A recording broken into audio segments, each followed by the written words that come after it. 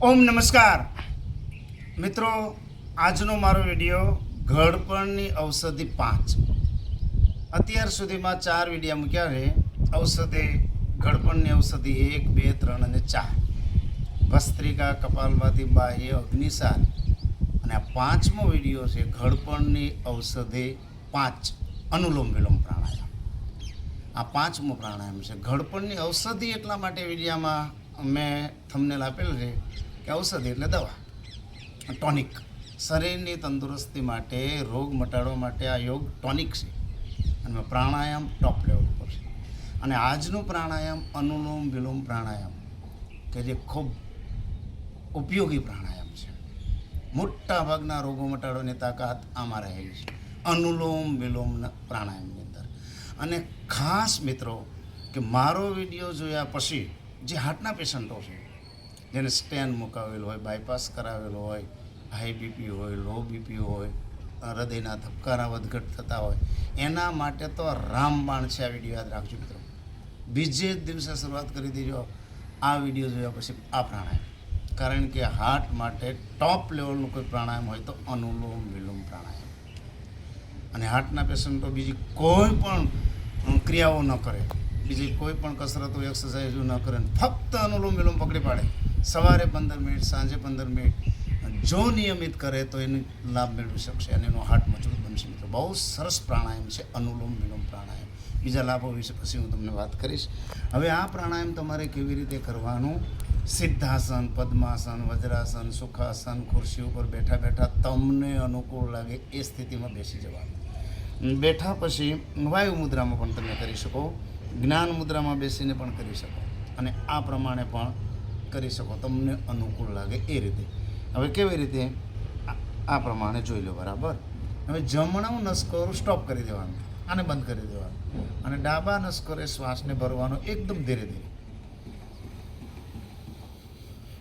પૂરેપૂરો શ્વાસ ભરી લો, આને બંધ કરી દો. ડાબા નસકોરે ભરી જમણા નસકોરે શ્વાસને છોડી દેવાનો. પછી જમણા નસકોરે શ્વાસને ભરવાનો ધીરે ધીરે, આને બંધ કરી દો.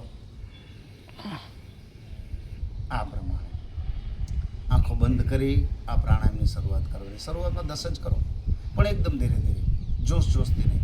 અને જે મિત્રો આ વિડીયો જોયા પછી યોગ શીખવા માંગતા હોય અને અનુલોમ વિલોમ શીખવા માંગતા હોય તો ફક્ત પૂરક અને રેચક જ કરજો શરૂઆતમાં શીખતી વખતે. અને શીખ્યા પછી તમને આવડી જાય પછી તમારી રીતે ફેરફાર કરવો હોય તો કરી શકો છો. બાકી નિયમિત પૂરક અને રેચકથી જ શરૂઆત કરજો. ડાબા નસકોરે શ્વાસ ભરી જમણાથી છોડો એટલે 1 અનુલોમ વિલોમ, અને જમણા નસકોરે શ્વાસને ભરી ડાબાથી છોડો એટલે 2 અનુલોમ વિલોમ. આવી રીતે કાઉન્ટિંગ કરી 10થી તમે શરૂઆત કરો. સવારે જમ્યા પહેલાં, સાંજે પણ જમ્યા પહેલાં આ પ્રાણાયામ કરી શકાય. ધીરે ધીરે આગળ વધતા 20, 30 અને નિયમિત 50 સુધી, સવારે 50 સુધી સાંજે કરશો એટલે આનો લાભ તમે મળી શકશે મિત્રો. અને એવું નથી કે હાર્ટના પેશન્ટો માટે જ ઉપયોગી છે, તમામ માટે ઉપયોગી છે. બાળકો, યુવાનો, વડીલો તમામ અનુલોમ વિલોમ પ્રાણાયામ કરી શકે છે. ઠંડી અને ગરમીનું બેલેન્સ કરે. માથું દુખતું હોય ને તમે અનુલોમ વિલોમ કરો, તરત માથાનો દુખાવો મટી જશે. બીજું, નિયમિત 5 મિનિટ અનુલોમ વિલોમ કરશો ક્યારેય શરદી નહીં થાય. શરદીની ગોળી છે, માથાના દુખાવા માટે જબરજસ્ત છે, અને બ્લડનું સર્ક્યુલેશન ટોપ કરી નાખશે. કોલેસ્ટ્રોલ માટે ઉપયોગી, ડાયાબિટીસ, થાઇરોઇડ તમામ રોગોમાં ઉપયોગી છે અનુલોમ વિલોમ. બહુ સરસ પ્રાણાયામ છે. પ્રાણાયામોમાં ટોપ લેવલના પ્રાણાયામમાં આનો સમાવેશ થાય. અનુલોમ વિલોમ પ્રાણાયામ પણ સાવધાની શું રાખવાની? એકદમ ધીરે ધીરે, બહુ જોશથી આ પ્રાણાયામ કરવાનો પ્રયત્ન ક્યારેય નહીં કરવાનો. અને આ 5મું પ્રાણાયામ છે ભસ્ત્રિકા, કપાલભાતિ, બાહ્ય, અગ્નિસાર, અનુલોમ વિલોમ. આ ઘડપણની ઔષધિ છે. અને મિત્રો, જે 50 વર્ષથી ઉપરના મિત્રોને તમારી વિનંતી છે કે ઘેર બેઠા બેઠા પ્રાણાયામ કરો, અને પ્રાણાયામોમાં અનુલોમ વિલોમ ખાસ કરો. જો તમારી પાસે ટાઈમિંગ હોય તો 5 પ્રાણાયામ કરજો. હજી બીજા 5 પ્રાણાયામના વિડીયો મૂકવાનો છું. હજી 5 પ્રાણાયામો બાકી છે. એમ 10 પ્રાણાયામોના વિડીયો આ મારી ચેનલની અંદર મૂકવાનો છું. એ જોઈ તમે ઘેર બેઠા પણ યોગ કરી શકશો. અને મારી દ્રષ્ટિએ, મારા અનુમાન પ્રમાણે, મારા અનુભવ પ્રમાણે યોગમાં ટોપ લેવલ ઉપર હોય તો પ્રાણાયામ.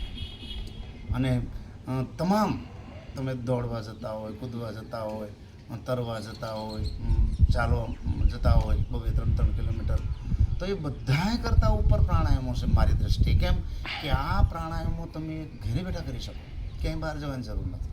એટલા માટે, કારણ કે વોકિંગ કરવું તમારે બહાર જવું પડે, વરસાદ આવતો હોય, ઠંડી હોય તો તમે બહાર ન પણ જઈ શકો, ક્યારેક એવું પણ બને. અને આમાં કાંઈ કરવાની જરૂર નથી. એમાં ઘેર બેઠા બેઠા તમે પ્રાણાયામો કરી શકો. કોઈ પણ જગ્યાએ રેલવેમાં બેઠા હોય તો પણ પ્રાણાયામ ધીરે ધીરે કરી શકો. બહાર ગયા હોય તો ગમે ત્યાં પ્રાણાયામો તો તમે કરી શકો. કોઈ એમાં ગભરાવાની જરૂર નથી મિત્રો. પ્રાણાયામો લાભ જબરજસ્ત છે. હાર્ટ, ફેફસા, કિડની સ્ટ્રોંગ અને મજબૂત રાખવી હોય તો નિયમિત પ્રાણાયામ સાથે જોડાય મારી જેમ તંદુરસ્ત જીવન જીવી શકશો મિત્રો. આ વિડીયો તમને ગમે તો લાઈક કરજો, શેર કરજો, સબસ્ક્રાઈબ કરવાનું ભૂલતા નહીં મિત્રો. નમસ્કાર.